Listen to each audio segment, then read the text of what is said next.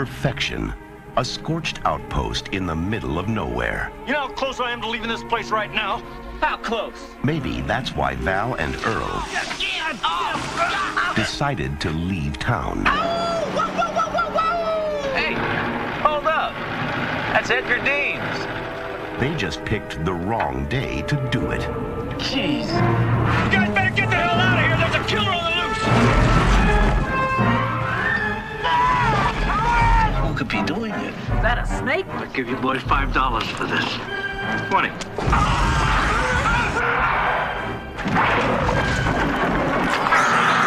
That's how they get you. They're under the ground. What the hell are those things? How could they eat a whole station wagon? But where do they come from? I vote for outer space.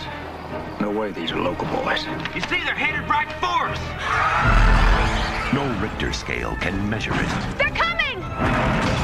No scientist can explain it. Bert, they're under the ground. You didn't get penetration even with the elephant gun. Run, run! And no one knows what to call it. Megaworms or suckers or suckoids. Now, this valley is just one long smorgasbord. Now, it's up to Val and Earl to save the world. That's one big mother. Who died and made you Einstein? And they know just what to do. Flip for it. Damn. Kevin Bacon, Fred Ward, Tremors.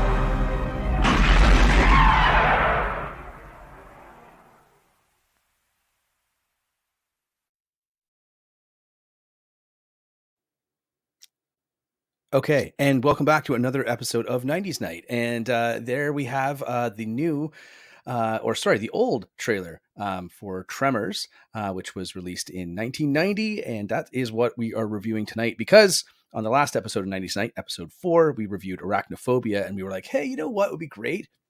This movie shares a lot in common with Tremors. We should totally do Tremors, and so we've decided to do Tremors. Of course, my co-host, as always, is Kells McNells.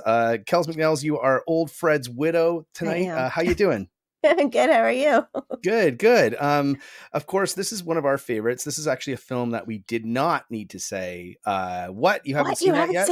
Because we've seen this movie a few times each, yes. Which was great. But again, of course, Tremors starring Kevin Bacon and of course Michael Gross and Fred Ward, amongst as well as Finn Carter, and we'll get to her in a little bit as well. And of course, this was the debut of the film debut, at least, of country music superstar Reba McEntire as well. So which a lot of people already knew, but hey, I felt it was worth mentioning anyway. But listen, this is Tremors. We are reviewing it, and we're going to be getting into heavy spoilers. The film was made 33 years ago, so we're just assuming that everyone's seen it. But if you haven't and want to watch Tremors, this is your warning right now. There will be heavy spoilers throughout the show, which we'll be talking about over the next hour or so. Of course, listen, it wouldn't be a 90s night if we didn't have our resident mixologist. That's, of course, Kells McNells. Kelly, what are you drinking tonight? Tonight, I am drinking what I'm going to awkwardly call the Dusty Graboid, which is a combination of Kahlua, butterscotch liqueur, s'mores flavored creamer, and coffee, because it kind of tastes sort of like a campfire type of thing that you'd have out in the desert. It's really delicious, and I shouldn't have coffee this late at night, but I regret nothing. It's really good. Hey, when it's a Dusty Graboid late at night, you know what I mean? You know? I'm surprised you didn't go with the other name, but yeah, it sounds like a great drink. You sent a picture of it to me, so as well. Yeah, and I think it was really cool and layered, and then I had to mix it because I was like, I'm going to get a lot of awkward flavoring, so I had to combine it all, and I'm glad I did because it tastes really delicious.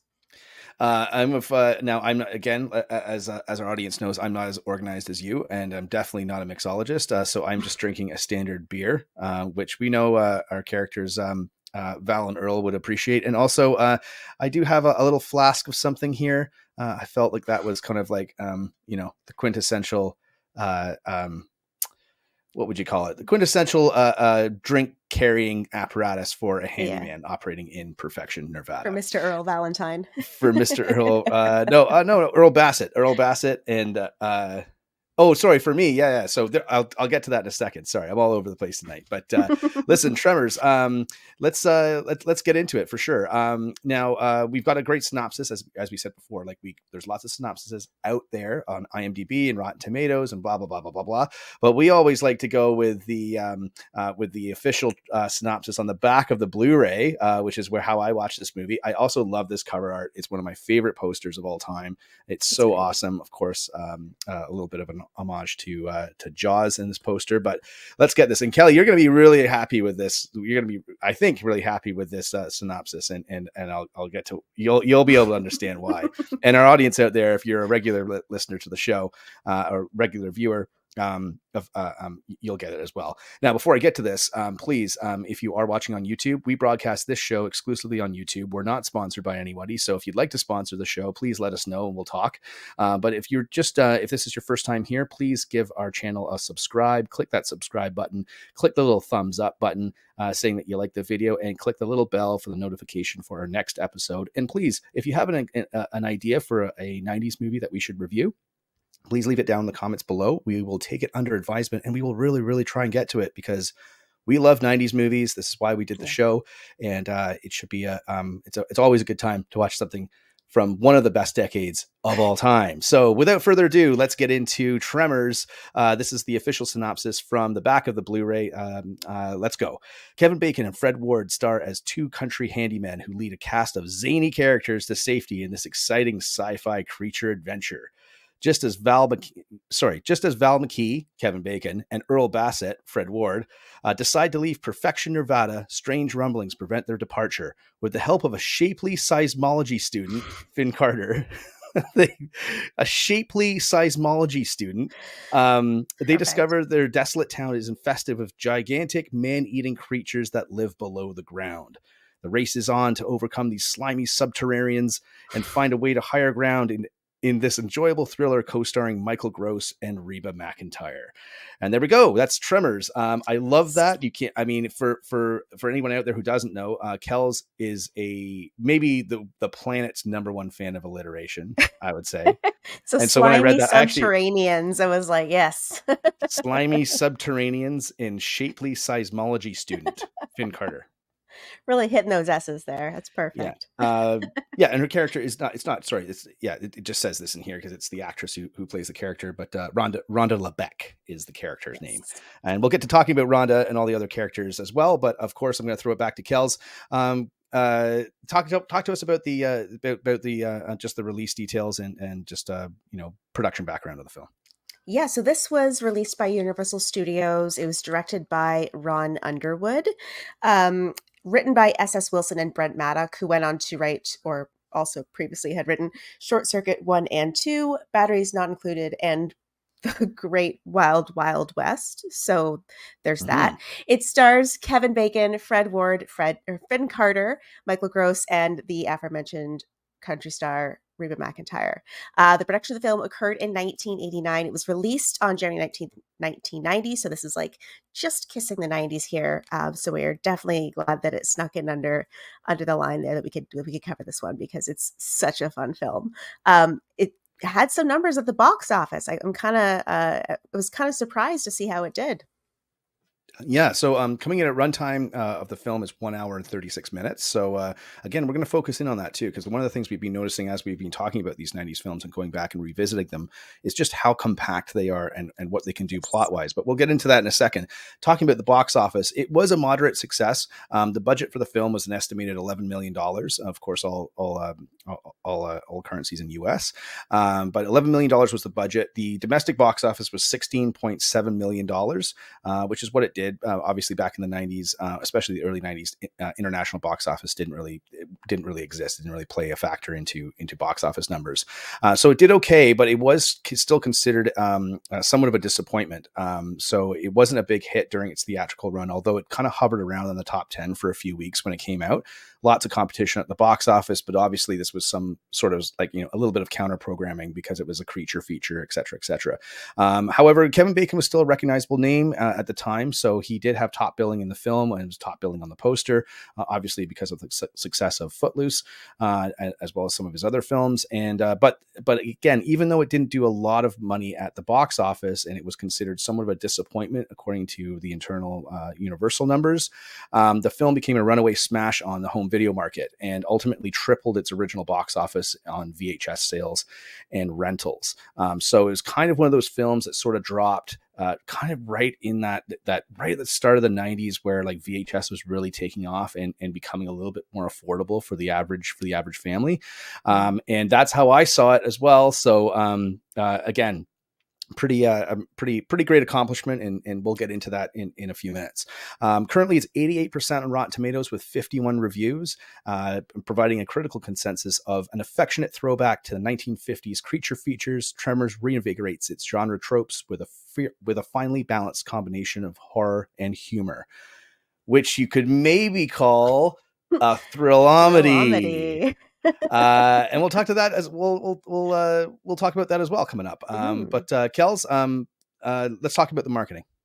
Yeah, so the marketing for this film, it kind of had three main taglines. The first and foremost would be, they say there's nothing new under the sun, but under the ground. ... Very ominous. The other one there we go. Perfect. The other one, the monster movie that breaks new ground. And the third one, the ultimate underground movie. It will leave you legless. I don't know what that means. Legless? It will leave you legless. Jesus. Sure. Yeah, and of course I checked the film out on Blu-ray. I've got my Blu-ray copy. I must say a little bit of a smack on the wrist for myself. I really should have the re-released 4K Arrow version. That's on my list to get, especially rewatching the film last night on Blu-ray. I was like, I got to have this movie in 4K. It is one of my favorites, and I love the film itself. So I'm going to have to go and get that, because I know there's a lot of other special features and that sort of thing on that. But I watched it on regular Blu-ray. It looked decent. Kells, how did you watch the flick?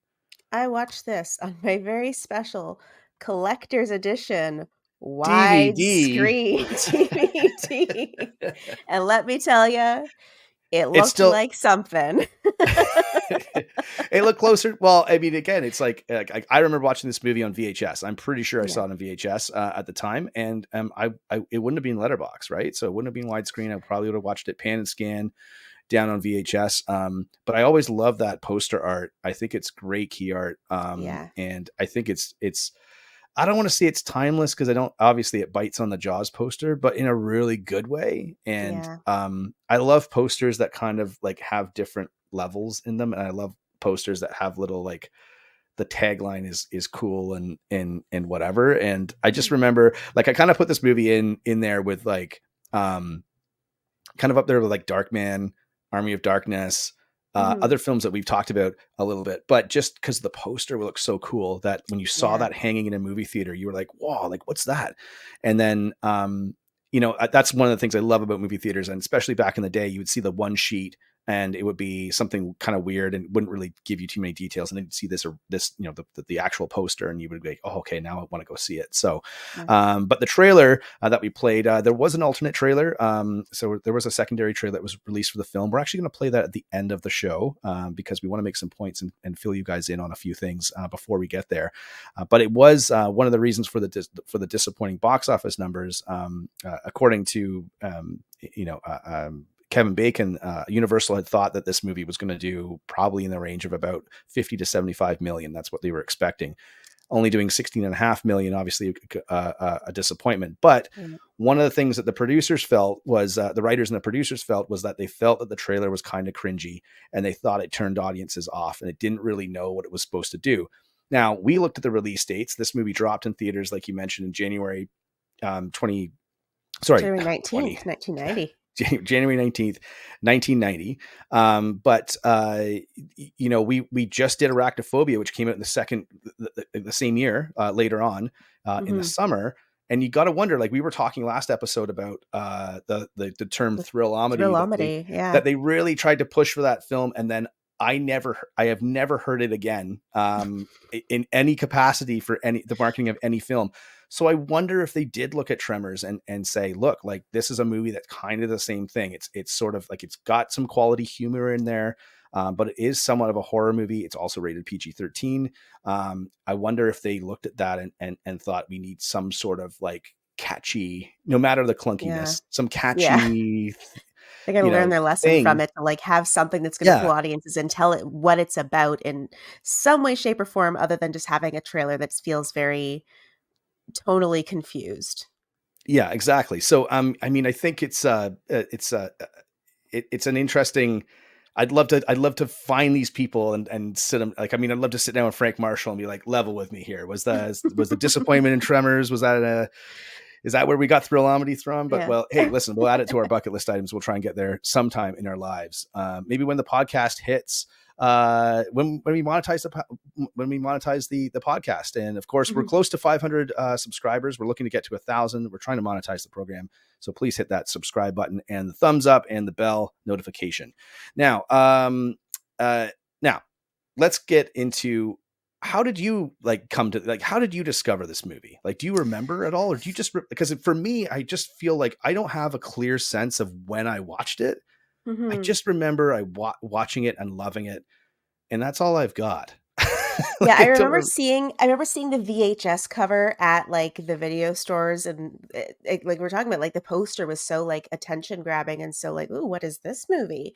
And I remember seeing the poster for it all the time and being really kind of enticed, but like I just didn't really know what it was, and I don't think it was one of my parents would have let me rent for whatever reason, probably because the big toothy monster on it. I'm not sure, this is one of those movies that like I don't remember how or why or when it entered my life.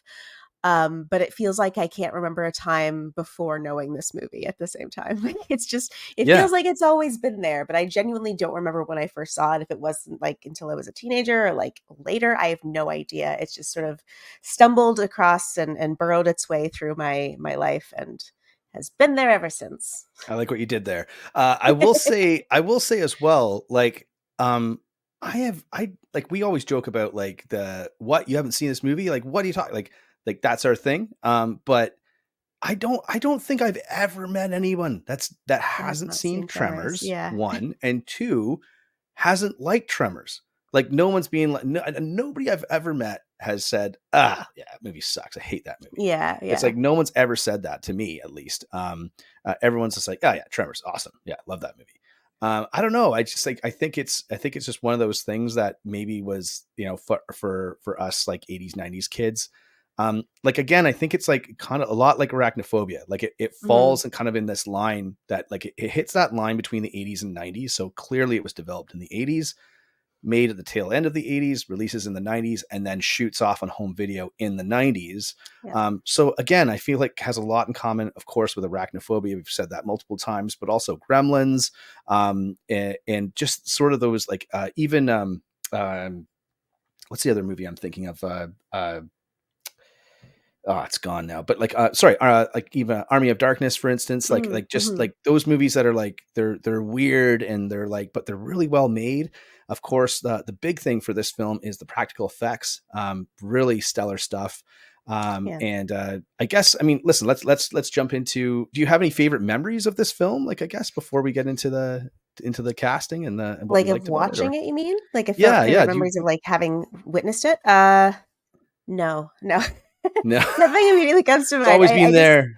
It's just always been there. It's like you said, it's one of those movies that everybody just recognizes it as the fantastic classic that it is. And I've never heard a bad word said about this film. Like everyone, I think there's something so magical about that particular breed or brand of like 90s thrillamity, like you were saying, is these movies that kind of like hold a special place in your heart because they were goofy enough that you could see them when you were younger, but they're also like horrific or thrilling enough that you can like kind of feel like it's a little bit dangerous watching at the same time as a younger kid.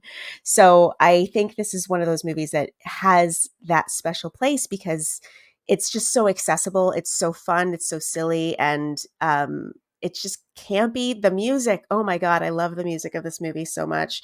It's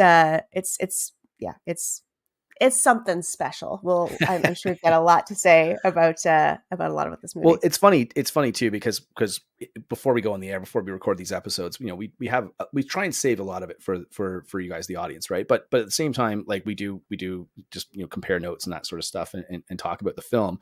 And the one thing too is that as we've done these, like again, this is episode 5. As we've done these episodes and watched these movies, we've kind of started paying attention to a few things. So one, the use of music in the movies to like maybe introduce characters or like characters that have theme songs, and also the end track that plays over the end credits. We're paying some attention to that as well. And of course, I bet you can give a guess as to what song, or at least what artist plays the track at the end of this movie. Of course, it's country superstar Johnny Cash. No. yeah, Dolly Parton. All right, so let's get into let's get into the flick. Like, let's get into the meat and potatoes of this movie. Of course, sort of like an ensemble piece, like some really cool casting in this movie. I think the casting works. The acting is pretty top notch as far as what this movie was. And yeah, I mean, like, where do you want to start? What should we get into first? We got lots of talk. We got plot devices to talk about. We've got the characters, the casting. We've got, and of course, the practical effects.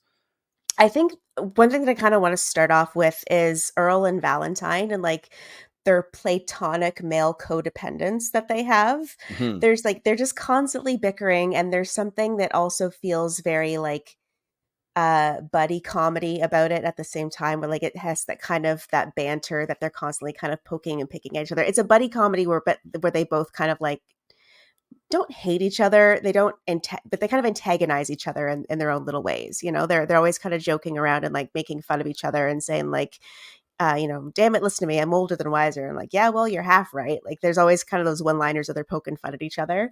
But they need each other, and they're always around each other, and they're always like so caring towards each other in their own special way. And I kind of love that relationship. They're like the bickering old married couple that like just stays together. They say that they don't love each other, but they really do, because they're still together after all these years, driving in the same truck, loading it up with their favorite vacuum cleaner, and just getting out of town. Yeah. I mean, I love the film is like, it does kind of remind me of like a buddy cop movie too. So I think the relationship is it's similar to Tango and Cash, which is a movie we should too a little bit. Yeah, exactly. So we probably won't review those on 98 because they're action movies, and not horror based, but it does remind me of like those kinds of flicks. But I also liked it. I mean, I think when I watched it this week, I was like really watching this movie through a different lens, and both just from a critical point of view, but also because I'm like older now. And when I was younger, I feel like I always connected. I was like, oh yeah, I'm like more like Valentine for sure. And then I watched it this time. I was just like, yeah, I'm definitely Earl Bassett now. Yeah. Like I'm definitely, that's the guy I am apparently. But I did. Yeah. I like the camaraderie. And I think that's something that, like we talked about, like the film not necessarily getting the greatest marketing, like a campaign, like I didn't really know what it was, and you can tell by that trailer that we intro the episode with, like they didn't necessarily know, like it's supposed to be scary but kind of campy but kind of mysterious, but then they kind of drop these lines like, we gotta push the buddy cop thing, we gotta push like when that line where he says like, who woke up and made you Einstein, or something like that. It's like so weirdly placed in the film. And also like the rock paper scissors, which other movies have ripped that off.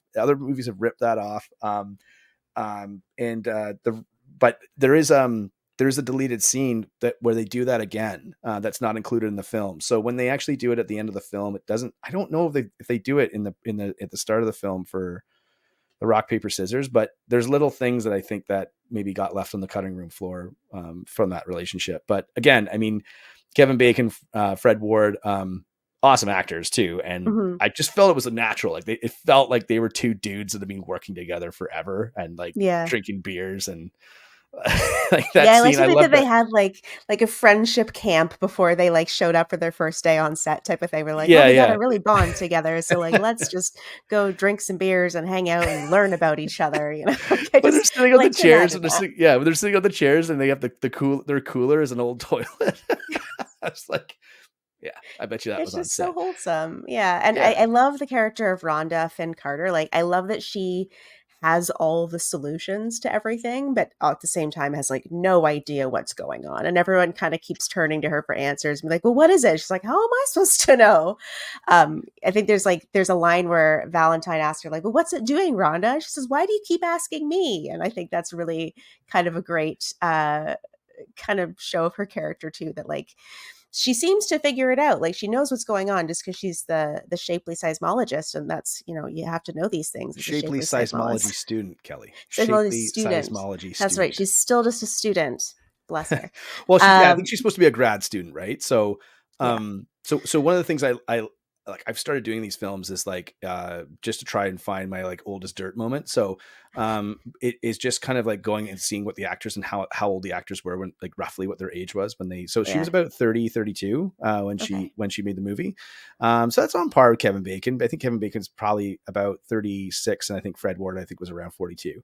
Okay. So that tracks. That makes sense, right? I think she's supposed to be a bit Yeah. younger than she is, but what you mentioned there too is like, I like the fact that like Kevin Bacon, when he drops that line and she's like, why keep asking me? He realizes how dumb of a question that is. Yeah. Oh yeah, yeah, right. Okay. And I just felt like their relationship's pretty good. Like I think the three of them, is Hmm. just kind of a cool, they just have kind of a cool, connection between the three of them. And Yeah. the one of the other things too, I like, so I will say this too. So when I was a kid, I had the biggest crush on Finn Carter. Like I had the biggest crush on her character in this movie because I was like 10 years old when I watched it or whatever. But just putting that out Well, there. she's so shapely. I guess because she was so shapely and smart, Kelly, and smart. It's But the true. thing is, It's too, true. it's like what's cool about the relationship, especially her relationship with Valentine, is that at the start, like he's like trapped in this town of like 14 people or whatever, Perfection, Nevada, and that's kind of why they want to leave. And he's like hoping for this, like he lists off all the things that he wants in this girl that's working out in the desert, and she's going to be this blonde, big bosom, Like knockout legs that go supermodel. up to Yeah, and long they legs. really do try and like make her less attractive at the start of the film, right? But what's cool about that is that he has some character growth, right? Like throughout the Yeah. film, where he kind of realizes that she is able to provide answers and come up with solutions, and also as well that she's smart and intelligent. Like he should go for her, not what he thinks that the woman he should go for. And I Yeah. think that's great. As far as just a little, it's just a little tiny A thing, little bit of development. And like a she's little not bit of afraid to get her development. hands dirty, you know? Like Yeah. And, because and, I was and gonna say even, Earl the always makes fact the like, comment is like, oh, I broke a nail. Like every girl you're into is like very and this is the exact opposite of that. I broke a nail girl. This is like, hey, do you know how to pole vault? Like this is just a very yeah. different kind of character. And I think I've been so desensitized to, like really well-written humor in films, with the like Disney Marvel like formula, but like Hmm. there's just great little sequences in this film. And we can talk about this in a little bit more detail later on, but there's just little sequences like when she gets the barbed wire wrapped around her legs, right? Hmm. And Valentine goes to rescue her, right? And he's like get like take off your pants because you're gonna like you're just gonna, and there's a hesitation there, but there's no like follow-up joke, right? Like I feel like today they would be like, she'd be like, what? No, I don't need to, like, and it's just like, no, there's a hesitation because she's like, that's so weird. But at the same time, there's a giant like snake worm monster that's going to eat her, and she can't get her feet loose, right? So I just Yeah. felt like there's little tiny. I mean, they just wrote movies differently, right? But like I just feel Yeah. like there's little tiny things like that, especially when when they first meet as well, and she's got the sunscreen on her nose, but then she forgets that it's there, and she's like, because I mean, let's be honest, like Kevin Bacon is like he's a good looking young man Yeah. in And I like back in the day, right? Yeah, and I like as well the moment like you were mentioning with the take off your pants, and that there's like that slight moment of hesitation, but then she realizes the logic of what he's saying. Whereas, like you said, in a modern movie, they would make that comment. There'd be some sassy like talk back about like I'm not doing that, or like we just met, or like you haven't even bought me dinner Yeah. first, or And then like the other guy something along being, those are you lines. sure you don't want to go to dinner with that guy? Like it'd be some stupid thing which would pull you right out of the film where it's like, Yeah. yeah, exactly. She sees the So logic of it, which is also kind of adds to her character too, that she's not like, what? She's like, oh yeah, no, that's a good point. I will say this too, as well. Speaking of pants, this movie is definitely a great advertisement for denim. Yeah. There's a lot of good looking denim. There's a lot of good looking butts in this movie, I'd have to say. And like, I mean, that the idea of like the being trapped in this small town, I think is pretty awesome. But like, I don't know, Fred Ward looks like the Marlboro Man, right? So Yeah, the denim's doing a lot of heavy like lifting in that costume design. yeah. So but let's talk about the supporting cast too, because I mean, Mm. obviously, and as we do that, we'll throw up a couple of the these are just some Stills. images from the classic lobby cards that were released at the time. These were the German lobby cards that were released as well. So I think they were getting out of that in the States, but I'll just throw these up too. So of course that's a great still of Kevin Bacon, Fred Ward, and Finn Carter. That's near the end of the movie when they're on the caterpillar. What would you call it? There's a word for it now. It's like a bulldozer. Bulldozer thingy or There you whatever. go. But jumping into the supporting cast, he's a great shot, of course. Michael Gross playing Burt Gummer. Again, nice tie-in to Arachnophobia, because Michael Gross was the dad on Family Ties, and Family Ties was on the TV in Arachnophobia. Full circle. There you go. Of course, on the left there, in between Kevin Bacon and Finn Carter, is obviously Reba McEntire. And in the film, it was her first film, as we mentioned before, but also the scene where they are taking the kind of the snake tongue thing out of from the bottom of the truck, and she goes stinks, woo. That was her first line, and that was her first line in the entire ever, like on film. So she wanted to get into acting, and that's what that was the scene. That's how she started. That's how she started.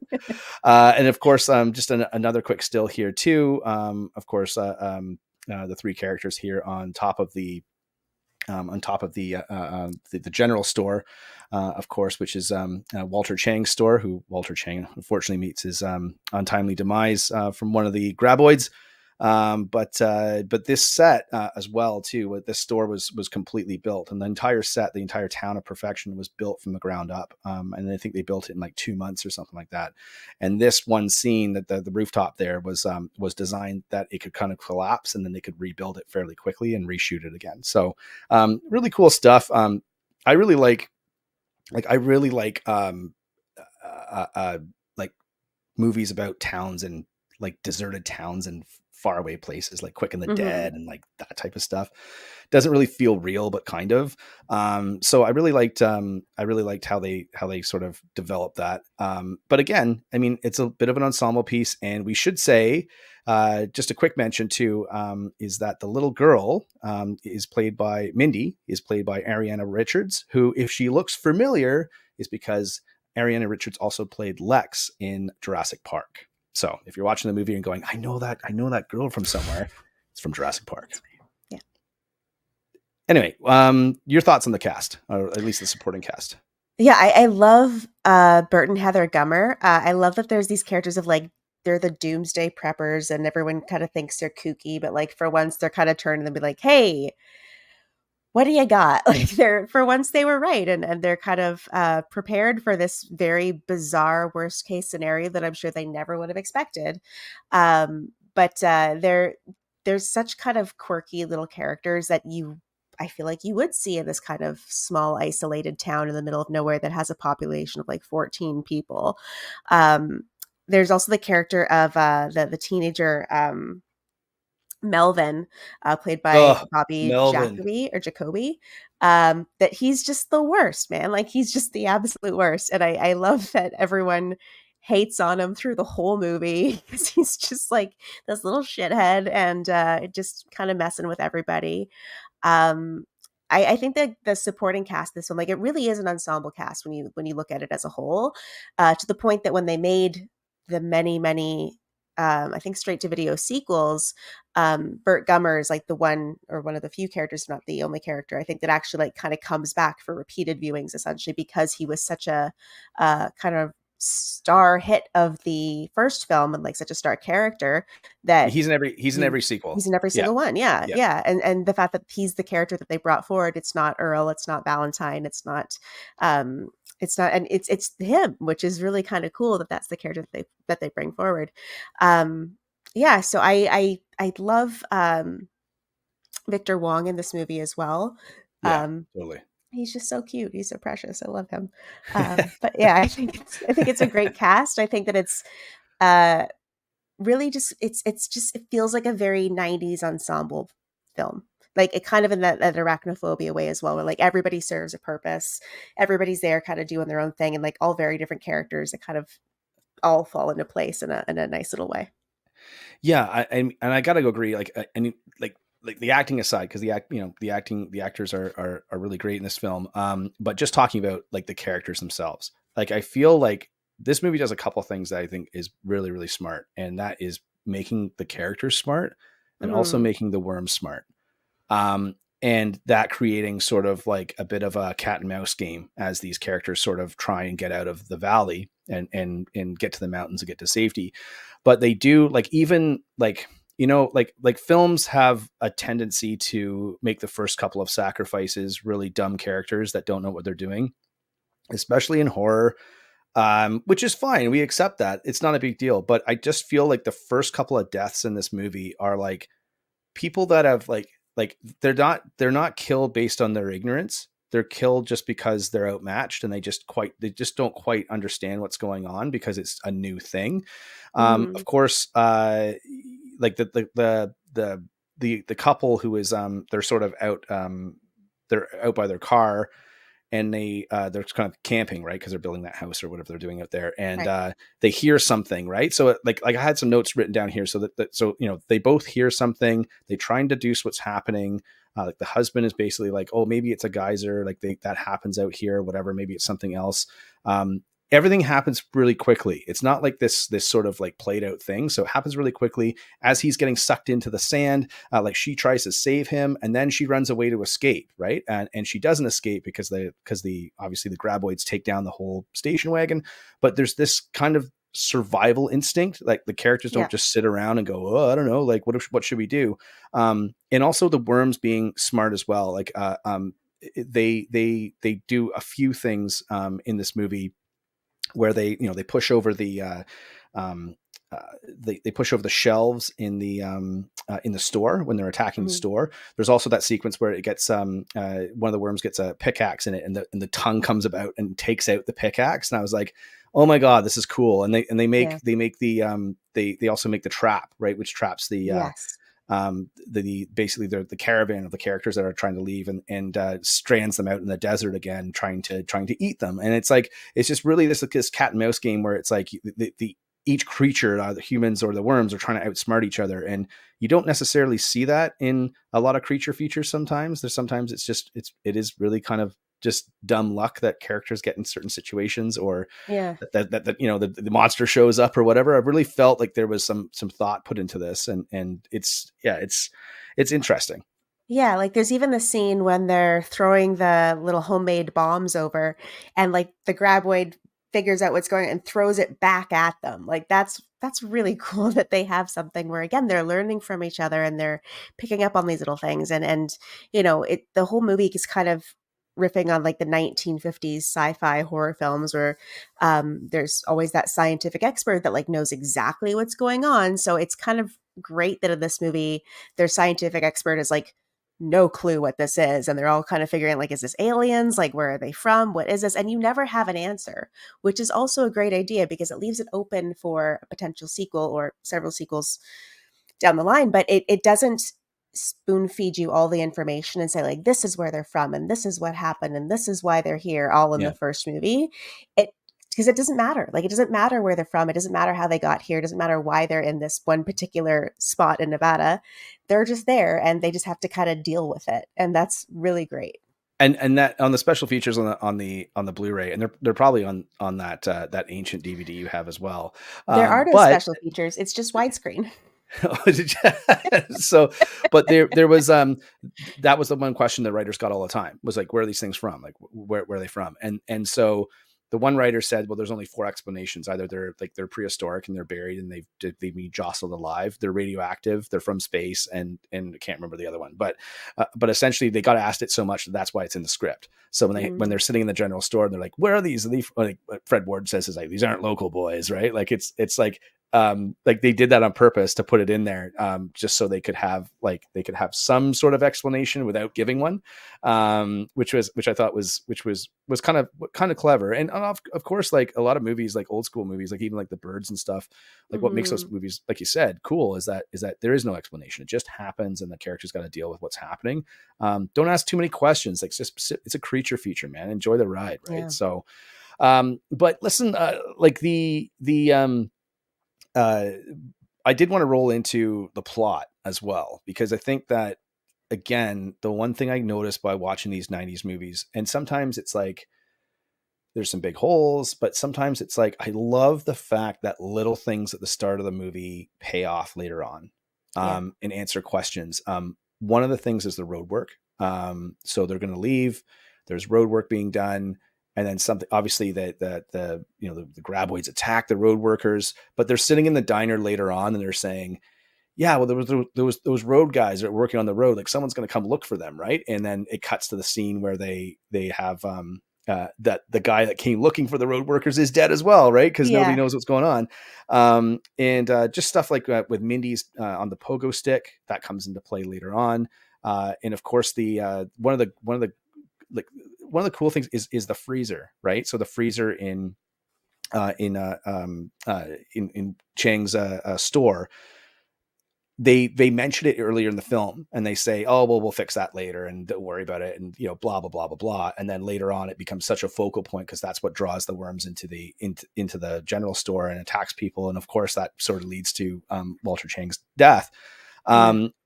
But also, like, I love that stuff. Like, I really do. And I just feel like I don't think they put that in movies anymore, or they forget about it. Like they're like, that thing over there is important, but we'll never mention it again. And I don't know if that gets lost in the editing or what, but it's really, I feel, again, what did we say? An hour, 36 minutes. It's a tight movie. It's compact. And I think those little things make these movies so rewatchable, because it does tighten up the plot around the characters and what the ultimate outcome of the film is.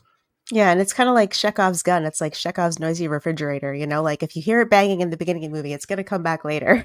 Yeah. I kind of love that. Yeah. And I always get a kick out of that when you like see something in a movie and they point something out. You're like, I see. This gun's going to go off later, I bet. You know what? And I think a part of it's like the J.J. Abrams lost whatever the hell, like, where it was just like, look at this thing. This is super important. And then it's like, it's such a red herring. And it's like, when everything's a red herring, like, it doesn't need to be this big reveal. It's just something that's just like, oh shit. Yeah. That thing. Oh man, they're fucked. Right. Like, I think like, I don't know. They know how to do it well. Like, they do it in a way that's not like blatantly obvious. Like, hey, look over here. You see this thing that we're drawing attention to right now. Yeah, it's a lot more subtle than that, and like it's a lot more inconsequential than that, because who would have thunk that like not fixing the refrigerator would have been the cause of his demise, essentially? Yeah, and you know what? Speaking of Walter Chang, I'll have a swig from the old thingy here. I also really appreciate that, like, Here's from what I Walter. Understand, there you go. Cheers, Walter. From what I understand, they kind of originally wanted it to play not like a monster movie from the get-go, but like maybe there's a serial killer on the loose. Like, they don't know what's going on. There's like this really mysterious thing happening. These people are showing up dead and they don't really know why. And it's not until like the big monster reveal, you're like, oh, this is a monster movie. That's really cool. But then the studio was like, we want to market it as a monster movie. So like, we can't really do that. You got to like throw the monster in the trailer and do more on-screen kills before the big reveal. We kind of make this monstrous. But I would kind of love to see like the gritty version of this, where like you're kind of led into the whole movie thinking that like this is a serial killer and something's on the loose and somebody's hunting these people down, and it's very like cloak and dagger, and then it turns out it's just like giant man-eating worms from under the ground. Like, who would have expected that? Yeah, and you know, and I will say this though, like they do a really great job at the start of the movie of not revealing the monster. No, I like there is a definite one. It's budget, right? Because they didn't have access to CGI, which, again, if you want to make good movies nowadays, just don't use CGI. Use it sparingly, use it to enhance, but just start with your practical effects. It makes all the world. This is a movie 33 years old, and it was made for $10 million or $11 million 33 years ago, and it still holds up. That's crazy. They use a lot of miniature work and stuff. There's one particular scene in the bunker when they attack Bert's Bert and Heather Gummer's compound. There's a great scene where there's a gun thrown down, and then there's a panning shot up, and it's cut in such a way the worm in that scene from the pan up is actually miniature, which was a fifth of the size of a real house, of the real life thing. So, but it's done so well, it looks so good that that you would never think that. You think that worm is there. So they had a life-size worm, like a real replica, kind of 1-to-1 scale worm that busts through the wall, and then they kind of use some special effects and there's some camera tricks just to kind of to cut in the miniatures. But I had no idea about that. Like I just assumed, but I didn't know that one particular scene incorporates all, like, every single thing they had together to kind of sell it as this attacking monster. But also getting back to the monster itself, like they show the worms first, like the worms that come out of the mouth, and then they show the giant worm, and then it's sort of kind of like a reveal and then a reveal. But I love the idea that like the guys are leaving the town and they're like, fuck this town, we're out of here, see you later. I love Kevin. I can't believe we turned down free beer.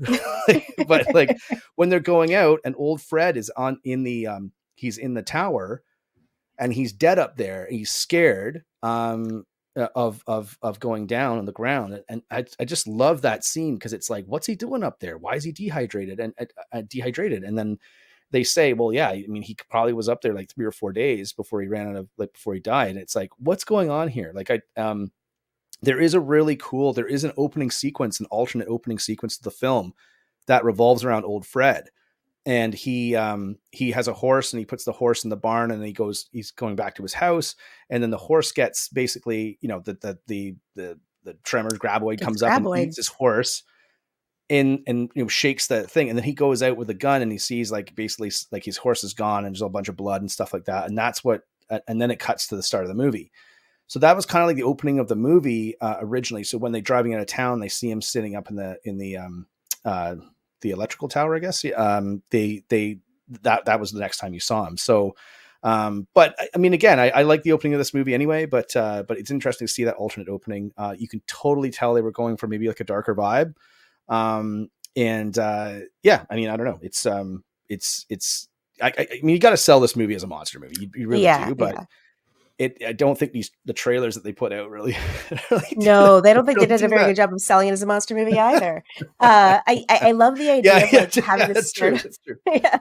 I love the idea of this starting off as like a mystery movie, like a killer mystery movie, and then turning into a monster movie, because like that's barbarian in a way. And I kind of really love that. But I think that it's also, like, speaking in terms of those reveals and like the characters doing things that is actually pretty smart, is when there's that couple that are kind of camping out because they're building that house. You know, her husband gets sucked underground. She's like books it out of there, gets into the car, because as far as she knows, it's just like something the size of a person that can pull down. Yeah. Little does she know that it's actually significantly larger, and the audience doesn't know that either until it kind of bursts through the wall, essentially, and you see like the real full size of it. Up until that point, you think that like, oh, maybe, I don't know how it got the whole car down there, but like maybe it's just a really good digger or something like that. Maybe it's just like got a good tunnel going. But yeah, it's kind of cool how they have those elements of the mystery still in there, but then they also just have a full blown monster movie, which is really delightful. And I got to talk about this too, because I had notes about this for Arachnophobia, and I totally forgot to talk about it. But, but the influence of Evil Dead is something that I'm noticing a lot And I don't know if we're just catching it on these movies, but the ending, the recently end watched Evil sequence Dead. of what's that? It's because we recently watched Evil Dead. Because we recently watched Evil Dead. If you're curious about what we thought about Evil Dead, you can check out our Hot Stove from Hell episode, available on YouTube as well, on a Black Fawn Distro channel. But listen, like for Evil Dead, like the camera moving, like the evil, I can't remember what it's called, but it's like the evil camera that shows the perception, like the Deadite vision or something. Yeah. Like I mean, in Arachnophobia, the last scene, the closing sequence of that film, totally reminded me of Evil Dead. And I had that written down. I forgot to say it last time, and I was like, that's such a missed opportunity. Then I watched this movie, and I was like, like what's that? That Leonardo DiCaprio, like, that's it. I can't whistle. So, but it's like, look, there it is again, and they use it as from the viewpoint of the monster, which kind of doesn't make sense really, because the monster's still underground.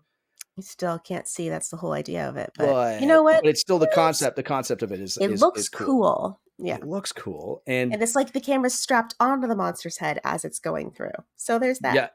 Yeah, and also just the sequences where at the end when the camera's like burrowing through the ground, looks really cool. And those, like, a lot of this movie still holds up, which is crazy. Because I watch movies from like 15 years ago and they don't hold up.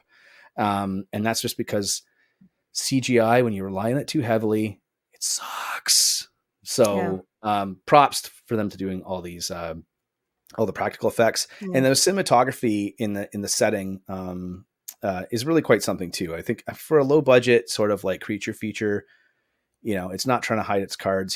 Here's what it is, but the cinematography is actually quite accomplished, and it looks really, really good. Especially there's some really, really cool panoramic shots too of the desert and the mountain ranges and stuff like that, which looks look really cool too. So great work all around. Let's talk about some favorite scenes, maybe some favorite quotes. I've got some. What do you got? Favorite quotes, as I kind of mentioned earlier, I love the "damn it, listen to me, I'm older and wiser," and he says, "Yeah, well, you're half right." I thought that was really great. The other Valentine and Earl little banter is, "Yeah, well, I'm a victim of circumstance." He says, "I thought you called it your pecker." Class. Great joke. I love that line. It's such a bullshit. It's such a bullshit thing that you would say to your buddy. Like, that's what I love about it. Like, it's it's just authentic. Okay, banter, side quest. But I just heard something that I think it was on Instagram or something, where someone says, "I love insulting somebody by just calling them what they're wearing." So like if they say something, you're like, "Yeah, whatever, sunglasses," like, because you just their style and their personality so much. And I'm like, that's such a friend, like, buddy, like, shithead thing to say. Like, so someone shows up in like a turquoise suit and goes, "Whoa, what's up, turquoise suit?" Like, anyway, I digress. Go ahead. Love that. I like there's a Valentine and Bert back and forth of when they have the bombs, and he says, "What the hell's in those things, Bert?" He says, "A few household chemicals in the proper proportions." That's it's very great. And of course, before the internet, just like, you just gotta know shit. Yeah. And then Valentine and Rhonda, of course, "What's it doing, Rhonda? And why do you keep asking me?" Those were kind of some of my favorites, and I really appreciated those moments. I just love all the bickering in this movie. It's so fun. Yeah. And the thing is too, it's like there's a lot of teamwork going on. Of course the townsfolk know each other too. So it's kind of like nobody really grumbles too much. Like, nobody hates each other, right? Like, everyone's just kind of like, they just kind of accept. I mean, I guess maybe the kid, except for Melvin. Everyone hates like, Melvin. He's a shitty teenager, right? So, but I do like that. Like when he's like throwing that basketball, and like Fred Ward's like, he's like, "I'll shove that basketball up your butt," or something like that. It's like wow. But I love Fred and Bert have a thing where they're throwing the bombs out to lure out the worms when they're stuck on the rock in the third act, and Fred goes, "What kind of fuse is that?" And Bert says, "Cannon fuse." And he goes, "What the hell you use that for?" Bert says, "My cannon," which is hilarious. And and as I said before, Kevin Bacon, "I can't believe he turned down free beer," because that's something I would say. Okay, so we'll just kind of try and wrap things up here. But I thought we move on to some interesting facts and tie-ins. One of the interesting things is that Ron Underwood, after he directed this movie, actually went on to direct City Slickers, which, obviously Jack Palance won Best Supporting Actor at the Academy Awards that year. Huge box office success, massive hit. And then he also went on to direct The Adventures of Pluto Nash, which is which is always considered to be one of the worst box office bombs of the 1990s. Mm-hmm. Which, I'm not saying we should expand 90s Night into like non-horror stuff, but maybe Adventures of Pluto Nash from the director of Tremors, like maybe we take a peek. But I'm just saying, just putting it out there. Let us know what you think in the comments if you want us, if me and Kells to review non-horror stuff. But we already talked about this. We can't get too off brand, right? Yeah, then I'm going to get into the entire filmography of Arnold Schwarzenegger, and then we're never going to get off. Don't say that out loud. Everyone's going to want us to do that now. I do too. As I mentioned, there's an alternate opening. There's also an alternate ending in the film. So the film, the ending of the film originally didn't really test right, and the original ending is included on the Blu-ray. But basically, it's the Valentine and Earl are leaving town, and they are like they're still squabbling, and basically like Earl is telling Valentine like you should have asked that girl out, like I don't know what's wrong with you, like you're an idiot basically. And he's like, I don't know, she doesn't want to date guys like me. And that's kind of the conversation they're having. And then he's trying to light up a smoke, like Earl's trying to light up a smoke, and he's like, oh, I don't have a lighter. And then he remembers he gave the lighter to Rhonda, and so they wheel the car around the middle of the desert and they go back. That was the original ending of the film, which was like kind of still the happy ending. You just kind of leaves it up to the audience's imagination. But a lot of all the test audiences that they put the film through, they said, no, they really wanted to see Kevin Bacon and Finn Carter get together. So they wanted to see Valentine Rhonda happen. And so they went out and reshot the ending, which is the ending where they kiss at the end. And I guess the audience really wanted they really wanted that kiss. And even Ron Underwood kind of said like, yeah, they were right. Cause it's like, that's kind of the right ending to have. And both of the characters are super likable. Like, I mean, again, like watching movies nowadays, there's always a character that I'm like, oh God. In this movie, I'm like, I like all these characters. Like they all seem to be working together. Everyone kind of has a bit of like, I mean, there's some bit characters that are like set up for slaughter for sure. But for the most part, like you get to know like 5 or 6 characters in this film, maybe more. And that's, an hour and a half runtime and a creature feature made for like, peanuts, like, props. Right. So, the one thing I did want to mention is that James Gunn, speaking of, newer movies and stuff, James Gunn is a massive fan of this movie, loves Tremors, and actually in, Slither, which we've talked about before, because we mentioned Slither Arachnophobia in Arachnophobia 90s Night. I guess in Slither, I didn't have enough time to put in the movie and check this out, but I guess the high school is called Earl Bassett High School in Slither, which I gotta go back and find out. So if you've seen Slither or that for sure, let us know like if that's correct. But I'm gonna go check that out. But that's pretty awesome because that's great. I love that. Take that, James Woods High School. Yeah. Any other interesting facts that you got for us, Kells? Yeah, I don't know how factual this is, but I read that some of the sounds that were made by the graboids have become popular to use in other films. So like it could be heard in Predator 2, which came out in 1990, Starship Troopers in 97, Ants in 98, Mosquito 94, Eight-Legged Freaks 2002, and Kong Skull Island in 2017. So I kind of have to go back and rewatch all of those movies to fact check that. But you know what? It sounds like one of those things that like is just good enough that it would be true. So I could definitely see that. I mean, at least Starship Troopers. I could definitely see that in Starship Troopers. Maybe not so much in like Ants from 1998. I don't know. Yeah. That bug movie that was like a ripoff of Bug's Life because they're like, oh, we can do it too. DreamWorks. Hey, Sly Stallone's in that movie, okay? So is he really? He's in Ants, yeah. My goodness. You saying we should review Ants? We can't review Ants. It's not horror enough. It's not enough. not horror. Just not horror enough. I mean, fuck. I mean, I don't know. I mean, I feel like Starship Troopers could be like on the docket, and maybe Predator 2. We'll see. But like, I feel like Starship Troopers is kind of maybe a must. Yeah. Yes, so please. The Tremors did spawn multiple sequels straight to video. So of course, as we mentioned at the top of the show, the home video stuff really is where this film made its bread and butter. But it did release multiple sequels, including Tremors 2 Aftershocks, which brought back Earl Bassett's character as well as Bert, Michael Gross's character. And then Tremors 3 Back to Perfection, which also featured a couple of the actress Mindy came back as well as Bert. And then Bert takes over the series with Tremors 4 The Legend Begins, which was a prequel, which is a Western prequel about the town of I can't remember. I think the town's called Desperation, or I think it's called Desperation. At the end of the movie, they rename it Perfection. Rejection. It's called Depression or Rejection. I can't remember. But and then Tremors 5, Bloodlines, Tremors 6, A Cold Day in Hell, and then Tremors 7, Shrieker Island. And then there was also a Tremors television series as well. But I'm not a big fan of the sequels. I'm sorry, but maybe I need to give them another rewatch. But the first one's so good, and I don't like Tremors or graboids being like bipedal. I don't want them on the ground. I want them under the ground. That's the whole selling point of the film. That's just my opinion, but that's just where I stand on that.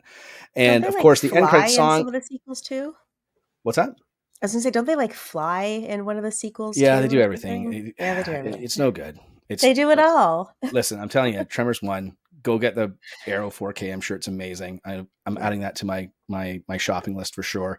And also, last but not least, the end credit song is a song called "Why Not Tonight" by, of course, country music superstar Reba McEntire. We will find that song and we'll put it down in the comments below, so you can link it on YouTube and check it out while you can.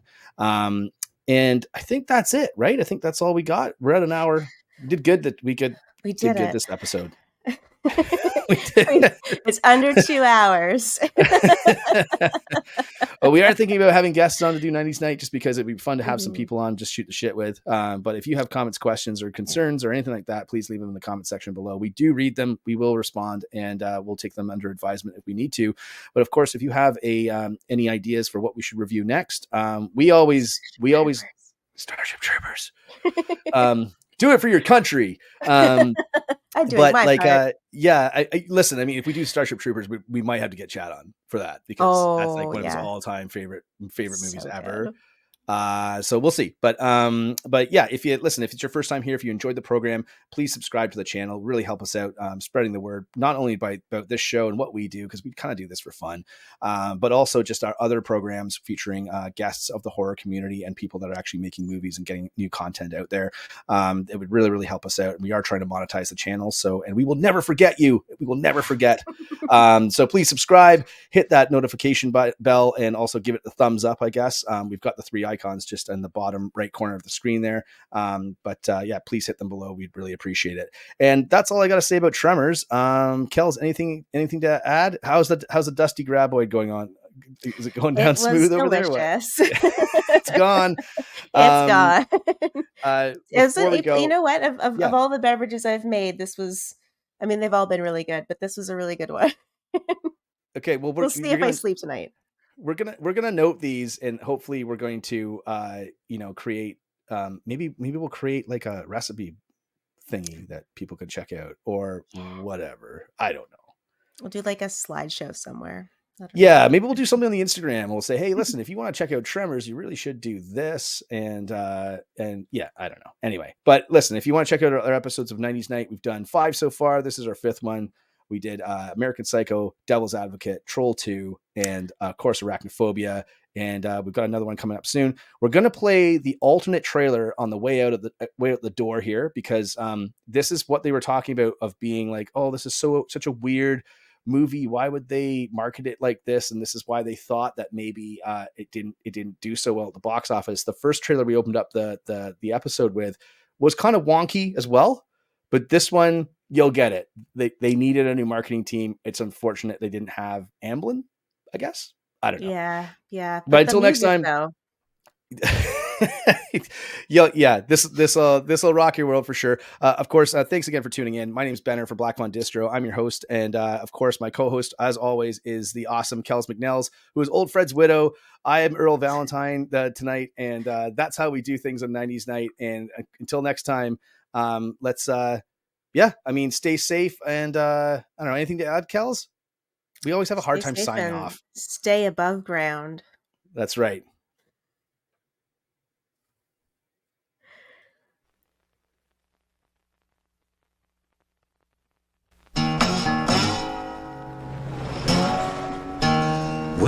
to Perfection, Nevada, land of opportunity. You know how close I am to leaving this place right now? How close? Where a man can make a clean living. See, we plan ahead. That way we don't do anything right now. Earl explained it to me. Hey, Mindy, what's the count? 640. In Perfection, they say there's nothing new under the sun, but under the ground.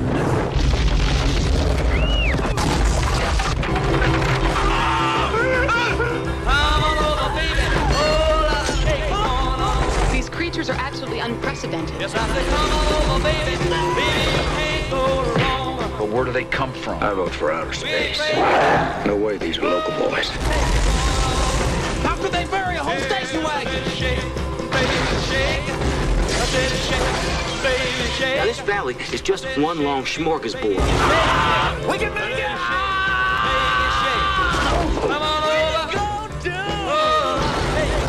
That's how they get you. They're under the ground. Damn prairie dog burrow. We arm ourselves. We set perimeters. We stand guard. Kevin Bacon. We could get in People magazine. Fred Ward. People. Hell. National Geographic. Tremors. We decided to leave this place just one damn day too late.